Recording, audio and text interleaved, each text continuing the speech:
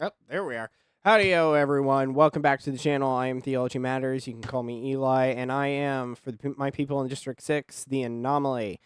So, good grief. I was about to say, well, thank you all. I am back from the dead, or at least what my mother tried to kill me with. Um, and I let it out. Anyways, glad to be alive again. Praise the Lord that I live. And that's a horrible segue, but a little late to the party. Really late. This video, if you click on it, yeah, I should have had this in a little bit ago.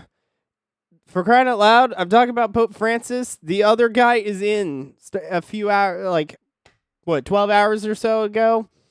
So, yeah, very late. Yeah, talking about the old Pope, and the new one just took his seat. So, anyways, good grief. I am sorry. I somewhat can't help it. So, anyways, before we do that, I need to pop up this because I realized, oopsie.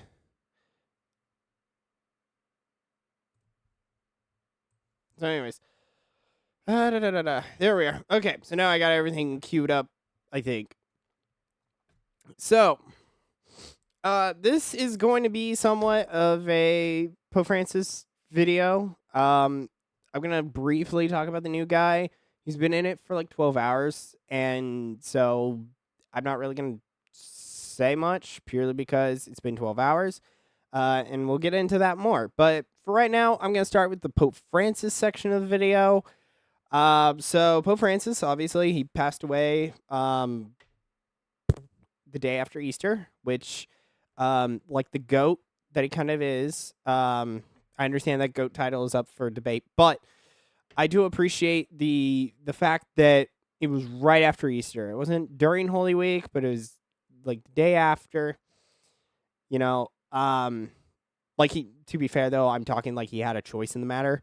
But I just we passed that day, and damn, I came down here. What was it? Sunday. Sunday it would have been. I was working. I got down here, got 5 a.m., looked at my phone, and I noticed someone was saying something about pray for the repose of Pope Francis. And I went, did he? And then I checked Twitter. First thing, American First Post. Pope Francis has died at 88. So yeah, very sad day. So I got the cold, I think probably a day or two after. Let's see, it was probably I fell Friday. Friday was the day where I got killed, or my mother tried to kill me. So, I'm just gonna briefly kind of give some things about my thoughts a bit about Pope Francis. But before I do that, I need to say this disclaimer. I said it one other time when I was doing a video kind of talking about Pope Francis purely because of the fact that I feel like it's necessary. So I always claim myself. Obviously, like I'm wearing this shirt, right? So you probably think I'm a Pope splainer. Wrong. And if you think I'm the Bluegetio or the thing that makes me hungry for SpaghettiOs, not that either. I'm a Papacy protector. That's my own creation. It's just I protect the chair. The chair exists. Like I am a papacy protector, which means shut up, malware. Bites, just to be clear. I'm a papacy protector. I don't care who sits in the chair. So like Leo XIV now, I'm your protector. This 5'11" German American with axe to grind. Well done. He's with you. So I just want to say that to start off because I know that, especially with the cult of, I'll get into it, but especially with what has come out after Leo XVI has decided to become Leo the 16th, elected in the conclave. But to continue this, I just want to briefly kind of talk about Francis in a bit. So I was, I'm 23, so it was 12 years ago? So I was 11, which probably meant I was like 5th, 6th grade when Pope Francis was elected. I'm pretty sure I watched CBS News and I saw the black smoke and all the other smokes. Um, I wasn't Catholic at the time. This is kind of this conclave is the first conclave that I am a Catholic. Um, so obviously it was a intriguing. Like, it's not my first conclave I've seen, but it's kind of the only one that I'll probably remember compared to Francis's when I was like, again, 5th grade. But there are, I would say, some with Francis's um popery is not the word I want to use. Legacy, there we are. Legacy as Pope. Um Obviously there were a few times there were some miscues. There were some stuff that he did that I understand some people weren't happy. There was some stuff that I had to give some credence to. Um and yeah, we're going to kind of briefly talk about it. So the one thing I will say, I have two, but let me bring up the third one, is I appreciated Francis's simplicity. Kind of the minimalist lifestyle he was trying to live. I do think I do find that admirable that even as Pope, the head of the church, he was still like somewhat of a commoner. And that I feel like is admirable because it's in the same way as in like a leader getting in the trenches with his soldiers. And I can't deny I find that a bit admirable. I'm sorry. Um, I know though there were other times where he writ some stuff that was very odd. I'm just gonna leave it there because I'm not so versed into it, but I'm aware he says some stuff. I know that the one time he talked about the all religions lead to God, which, being that I'm somewhat filled with apologetics in my blood, and the fact that I immediately thought of St. Augustine's quote of "My heart is restless until it rests in you, Lord." Not that far fetched to probably see that's where he's going. And I know someone might be like, "Well, that's not what he said," but that's where I think that he was going. Whether or not, and again, water kind of under the bridge currently. Um, yeah, I'm trying to think. There was another one that I was gonna say real quick. I'll leave that for later because I hopefully will bring it up. So the first thing that I would say also about Francis, what I did admire, um, is his patience while also his pastoral care. As a guy who's more militant, I'm a Gen Z convert Catholic. No, duh, I'm militant. Sorry, still kind of dying. Um, I appreciated the example of like the patience that he just exuded. To like give an example from this, it's like the dinner with the trannies. And I say that because that's basically what happened. He invited a buttload of transgenders over to have lunch, and I know a lot of Protestants give some flack to him, and I know even some Catholic and some trad Caths go after him, and of course, I kind of was in that camp too. But part of me began to think, what if he's not playing? He's playing a long game. And by that, what I mean is the evangelization, because I know I'm a very militant guy, right? You send me to go after Dave Rubin because there's probably not a discussion for Dave Rubin. It is a fight to say, no, what you're doing is wrong. Now, there are other people who are, genuine conversations. Those are like the chisel. I'm a sledgehammer.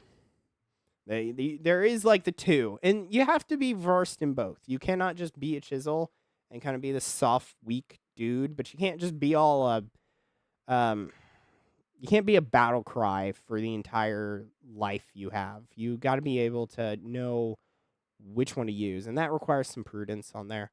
Um, so yeah, but I appreciate so just to reiterate, because I only have, again, I'm back to note cards. And I did this like a week ago when I was still kind of out of it.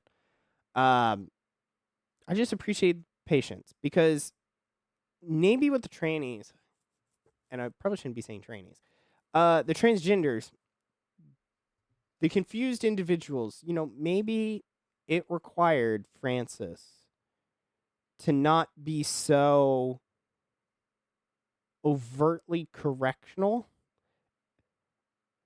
in that maybe a small, or not a small, let me rephrase, a friendly ear was enough to maybe start a conversation that leads to more.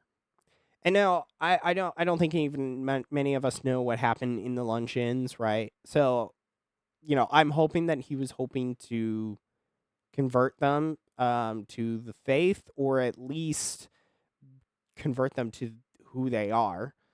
Um and yeah, I appreciate that, because it does show that, because you see a lot of people had a love, especially on the left, kind of had a love for Francis, and maybe that does spark something else. So I appreciate the death note, or sorry, reading my notes. I appreciate the kind of like patient example that he set. The other point that I'd like to bring up is the anti-death penalty. I I was, what was it? This was during college, or it wasn't college. What was I? I'm forgetting my life. So while I was converting, so I was going through RCA my senior year of high school. So during that year, I was also a concurrent student, so I was taking college classes, and we had comp two was about like law and stuff. And so, I basically wrote something at one point to talk like reasons why for or against the death penalty. For, I forgot who I had. I think I had JFK's killer. Which killer. At least is it killer? I don't know. I didn't look at that, but I I like that Francis was actually holding a line for life. Especially the lives of those who, let's face it, were probably unworthy of love, and yet he chose to anyways. And I find that admirable. I understand that some people may think that's you're being soft. Um, I actually think it's the other way around. It's that you are so incapable of controlling yourself that you need to exercise the bloodlust or vengeance in your blood. Um, and I think the fact that with some attitudes, that with Francis, with being anti-death penalty, even myself, it's like the ability to choose to stop and think. Even though, yes, some of these guys are horrible human beings who have done horrible acts. I'm not denying that. I'm not denying that they shouldn't be facing justice. But whether or not that justice means their death is a different story. Especially their death, which sends them to hell, because let's face it, if they're murderers and they've killed people and they haven't repented of those, high probability, if we're taking betting odds, we'd probably win. So, and then of course, I was talking to one guy one day about this, and it's like the saint that gets in my head whenever I think about the death penalty is always Saint Maria Goretti. If I'm butchering that, I'm sorry. She can butcher my last name in heaven. Um, and like her story was basically like she was, I think it was murdered, rape. She was at least murdered. She had her no, it was rape. No, crap. I may have to censor this. I don't care. Um, let's put it this way: he did bad thing to her, and then I think she was like 9 years old. She didn't even think about herself. She was thinking of him, and that's kind of and that kind of started his conversion. So like in her canonization, her mother and her murderer were in like the front row, right side by side, which is just insane story, right? And that's why I keep thinking, and it's just stuck way up here. So, yeah, crap. I'm talking a lot.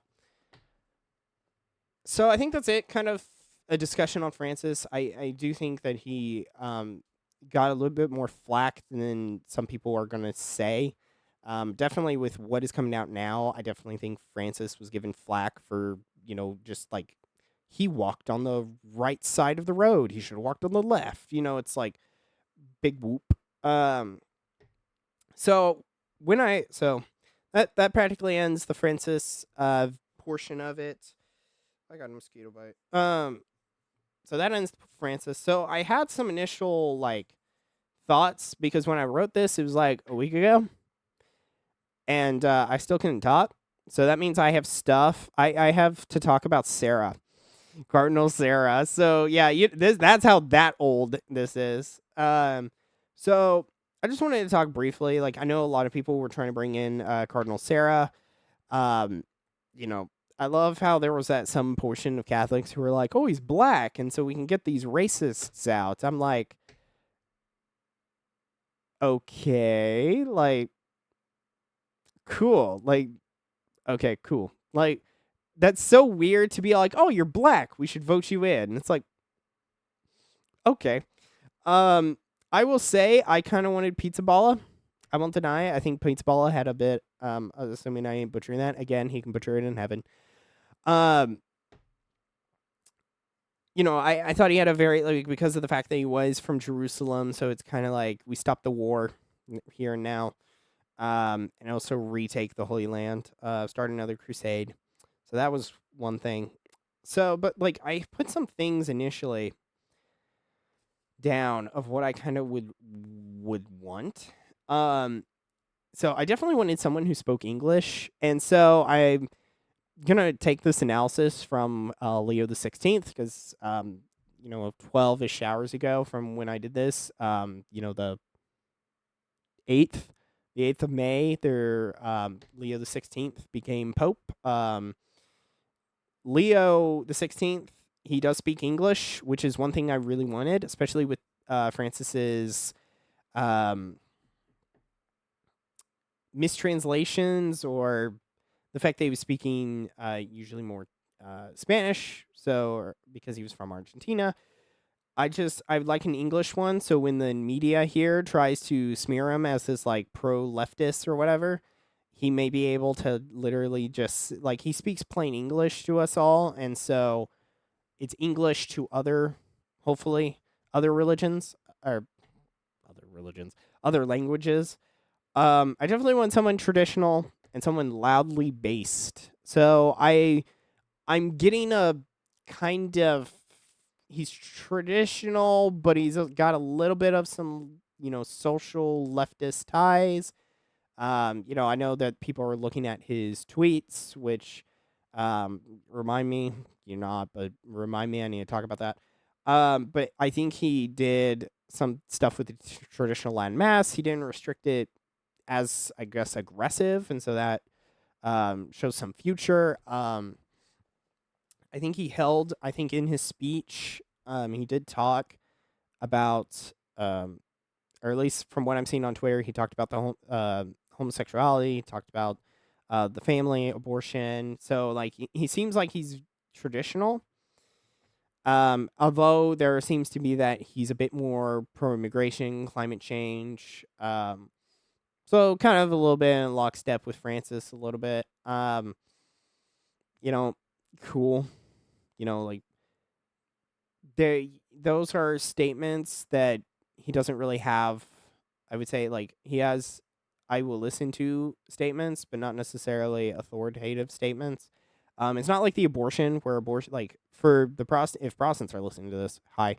But the Catholics don't exactly like if he said open your borders, we don't have to do that. If he said quit abortion in your state, yes, sir. Because one of those is in church teaching, the other one's a prudential decision. Now, he could have a decision and give my reasons for why I should accept his side, but that doesn't mean I have to accept his side. If I don't accept abortion, yeah, basically excommunication is on the table. It probably isn't, but we'll see. We're still early. The other thing, I definitely wanted to see a kind of mass slash confession etiquettes. Um, by that, what I mean is like having more people go to confession. Like I come from somewhat of a little bit of a bigger parish, and like I feel like there's not as for the people there. Confession seems a bit sparse, but maybe this is me. For the people, I definitely would say also with Mass and the Eucharist. The Eucharist kind of baked into that, I should say. Because I know even in my parish, it's very reverent. Until I go to the 5 p.m. Saturday, which is filled with a bunch of boomers. And I say that not ironically mean old person. I mean quite literally boomers. Like I sit on, so there's like 4 sides here. Let me kind of like indicate. So there's like 4 sides, right? So this is kind of the seat ranges. So this one. So there's like 4 seat areas. So the choir is, so this is like from the front. So the priest is over here. Priest is, nope, different. This the vicar. Priest is like right here. I sit not in this section with the priest. I sit way over here. I sit right in this one. And what's funny is this area after communion, gone. No one's there but us. It's insane. It's insane. And I was so happy. I wrote a tweet one time. We're losing him though. But my based Hispanic associate pastor had said during his homily at the very end, he's like, when you receive communion, I see many of our friends leave. And I was so happy because I look at my mom and start smiling because I'm like, finally. Because dang, it's every time. Like there's one guy, I've been meaning to talk to him, but it's like it's really hard to because he's in the sanctuary where I can't talk. And then he leaves before Mass ends, so I can't even talk to him then. So I'm kind of in this trap of I can't get early enough to see him and I can't go late enough to see him. So, but yeah. But it strikes me weird because he'll have, it's just, I'm sorry, I'm on a soapbox here, but it's just weird to me because he'll go for the wine as well, and then he just bolts out of here. He did it during the Easter Vigil when it was like 10:30. Like, where are you going? Home? Like, could you not spend, I don't know, 10 minutes? Good grief. And like I could understand, okay, Saturday at the 5, okay, yeah, he's probably going to go eat or something, but it's 10:30 at night on a Saturday. Where are you going but home? Boomers. And I'm sorry if you're older, but I'm sorry, but that is literally there. I have a examination of conscience. It's in there. It literally says, did you leave Mass early or late? You understand what I'm meaning. So, anyways, and I definitely agree. If any of you have known the Red Top Report with Joe Enders, he talked more of a warrior pope over a theologian. So, for right now, I don't really care about somewhat like that because, honestly, it's a little late. Leo the 16th is Leo the 16th. And yeah, we're gonna see how this papacy goes. Again, papacy protector. And the one thing I would say is, because I keep saying it on Twitter, and I'm not the only one, thankfully, that's been saying this, but I talked briefly about Francis and with the I believe the document is traditional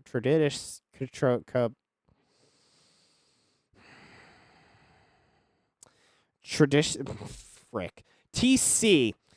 It's the Latin Mass restrictive document. So I have to say though, some of these trads, I don't care about the TLM in a way of I don't care if you do it. I don't care that you all do it. I care when you declare that it's a supremacy move, or you try to make it the only Mass, and you try to delegitimize the Novus Ordo. Because I won't deny I'm a Novus Ordo Catholic, but you have to understand that there's a reason that the document might have existed, and you're kind of seeing it on Twitter because it's literally he gets in And everyone's already fretting that he's just like Francis too, and he's just leftist. It's like, bro, I saw this an hour. I woke up today, and it was like an hour after he had done everything. I looked on everyone's tweets, and I kept seeing people being like, "Oh no!" Like they're already doom pilling, black pilling. No, black pill's the other way around, isn't it? They're already being doomers. He's been Pope for an hour. Chillax. It's he hasn't even done a day. Like, give him time to be Pope. For crying out loud, he probably went to the bathroom more than he's been Pope. Yeah. Anyways, it's just, again, I knew, so I had made a top. If you follow me on Twitter, I wrote it a couple of times, but I kind of wanted Sarah precisely because the trads all wanted him, so that way, because I would think it'd be funny if he took Francis too, and then he didn't actually he kind of stayed somewhat like a Francis, and then they got real mad. Meaning the trads, and it's like you're never gonna be happy with him. Even your guy, you're not happy with. Because I will say there is a market to be anti Pope Francis, and that was before. And well, gosh, I'm repeating old stuff. But there is a market to be against Pope Francis. Which I don't think is a unsurprising statement. I think it's very apparent that there are, those people like Dr. Taylor Marshall. I don't know if you would really put Timothy Gordon in that camp, but sure. There's obviously those type of individuals who are, I wouldn't say seeds, but definitely of Francis, the Bulgario type people. And like that, and it still looks like it's resuming with Leo the 16th, and it's only been a day. It hasn't even been a day, and people are already like railing against him. And it's like, of course it's gonna stay. And this is why it's really hard when I say figuring out where if is Francis really a problem, or are you just making like he sneezed and it's like, oh, he's spreading COVID or something. It's like it's a horrible thing. It's like saying like if I cough and it's like, oh, he smokes a pack. It's like, how do you know that? So anyways, sorry, I ranted just a wee bit there. So anyways, but yeah, I think that's it. I think Pope Francis was an okay pope. I couldn't really stop anything. Now could I? We couldn't even stop anything today. Leo was going to be Leo, whether or not we liked it or not. The first American pope. So clutching up here. But yeah. So again, to reiterate kind of what we've been going through, I'd appreciate what Pope Francis was doing. There were some times that I do think Pope Francis was good. And obviously there were some times where I went, but, I think that's par for the course with some of the media. And yeah, and I hope so. And we should be praying for Pope Francis, since he did pass, and technically for Benedict and, I was going to say the others, but some of them we've confirmed, John Paul II, or Saint Pope, good grief, he's got too many adjectives. Saint Pope John Paul II, there we are. We already know he's a saint, so, but whether or not the others are saints are still TBD. And there's probably a few others, but I can at least name the others. There's 260 of those guys, so the fact that I don't remember every single pope is exact. Normal Catholics are not going to know those answers. They're going to have to search those up. But yeah, let's just pray that for Francis's soul, the repose of his soul, and the goodwill of the Leo the 16th's papacy. So yeah. So before I end the video, I'm going to finish with the man himself and his greatest moment. And I'm going to have to click this, and I am going to have to click that, and then book, and then do this. Ready, go. A little girl growing up Catholic today, will she ever have the opportunity to be a deacon and participate as a clergy member in the church? No. Let's go. So anyways, this has been Theology Matters. I'm Eli. Why am I repeating my standard thing? Sorry, YouTuber special. Hit the like, hit this, and comment. Hit that big red button that says subscribe if you can't spell. Why are you on YouTube? No offense. So anyways, good night, everyone. Be gone. I'll have my other videos shortly. I am kind of traveling in the next hour or two, so this is probably all you're going to see for a couple days. I have other videos prepped-ish, so yeah, you'll get them when you get them. I'm sorry. I'm only a man with a compromised immune... I'm done.